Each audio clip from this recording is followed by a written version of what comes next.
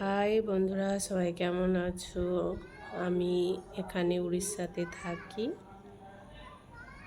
আমার এটা নতুন ব্লগ চ্যানেল। আর হাজব্যান্ডের চাকরি সূত্রে আমি উড়িষ্যাতে থাকি।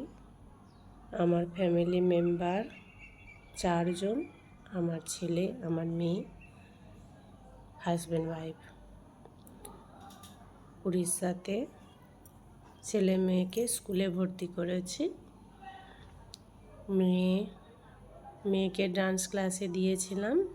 মেয়ের ছুটি হয়ে গেছে, এবার বাড়ি ফিরবো। মেয়ে বলছে চলো পাপা বাড়ি চলো। আর ডান্সের স্কুলটা আমাদের বাড়ি থেকে অনেক দূরে, প্রায় 10-15 মিনিট লাগে। তাই কোনো অটো নালে গাড়ি ছাড়া আসা যায় না। যেই দিন যেমন সময় হয় সেই দিন তেমন দিয়ে আসা হয় ওকে। এখানে আমার ভাইও থাকে, ভাই এবং ভাইয়ের বউ। তারাও, আমার ভাই চাকরির সূত্রে এখানে থাকে, আমার ভাইও এখানে জব করে। আর কখনো কখনো আমার মেয়েকে সেও ছাড়তে আসে কিংবা নিয়ে যায়। আর ওরা আজকে আমাদের বাড়ি এসেছে, আমরা এবার বাড়ি ফিরবো। প্রায় 11:45 বেজে গেছে। বাড়ি যেয়ে রান্না বান্না আছে, ভাই আজকে ডিউটিতে যাবে।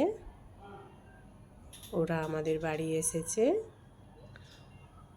আর সুতপা প্রেগনেন্ট, ও আমার বাড়িতে কিছুদিন ঘুরতে এসেছে। এখানে যেহেতু থাকে, একঘেয়েই ভালো লাগছে না, তাই আমাদের বাড়ি এসেছে। তো ভাই যাবে ডিউটি লাঞ্চের টাইমে। বাড়ি যেয়ে রান্না করতে হবে। ভাই 12টার সময় বেরাবে। আমরা বাড়ি চলে আসলাম। আমি থাকি 2nd ফ্লোরে। আর এই যে আমার বাড়ি। আমি ভাড়া বাড়িতে থাকি, নিজস্ব নাই। আর বিগত 15 বছর ধরে ভাড়া বাড়িতেই আছি। এটা আমি নতুন বাড়ি নিয়েছি, আগের বাড়িটা ছেড়ে দিয়েছি। আর এই যে আমরা বাড়ি চলে আসছি।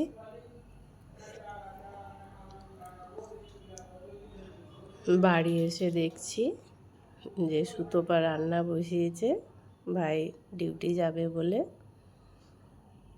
আমি আবার তাড়াহুড়ো করে রান্না করার জন্য ওকে বললাম তুমি বসো, আমি রান্না করছি। তার রান্না কিচেনে আধা হয়েই গেছে প্রায়। ও ভাতটা বসিয়ে দিয়েছিল আর একটা মাছের টক বানিয়েছিল। আর আমি সাথে মাটন নিয়ে গেছিলাম। ভাবলাম ওরা আছে, একটু মাটন বানিয়ে নিই। ওরা বলছিল চলে যাব, তাই একটু মাটন বানিয়ে নিলাম। ওরা হয়তো সন্ধ্যাবেলা চলে যাবে। বাড়ি পাশেই থাকে।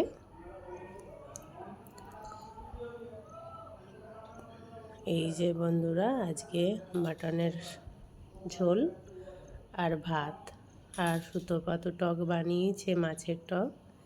এই হচ্ছে আমাদের দুপুরের মেনু। এই দিয়েই দুপুরে খাওয়া দাওয়া হবে। আর মেয়ের জন্য একটু মাটনের স্টু বানিয়েছি।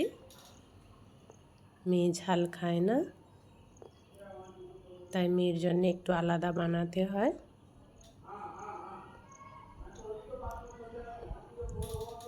বন্ধুরা, যদি আমার ব্লগ চ্যানেল ভালো থাকে সাপোর্ট করো। আমি রোজের নতুন নতুন ব্লগ দেবো, ডেলি ব্লগ।